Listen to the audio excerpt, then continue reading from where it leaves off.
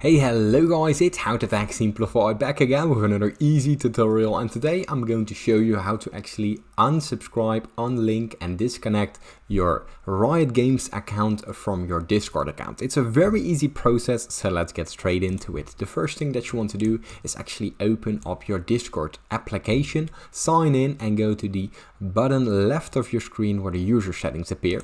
Now from here you simply go down and head to the connections right here, and inside the connections you'll look for your Riot Games account. Now let's say that my Steam account is my Riot Games account. Now all you have to do is go down to the little X mark right here, press it, and here you can disconnect your Riot Games account from your Discord account. Now make sure to check your servers beforehand, because sometimes when disconnecting an account, certain servers will remove you, and that's because you joined them via Riot Games, and let's say.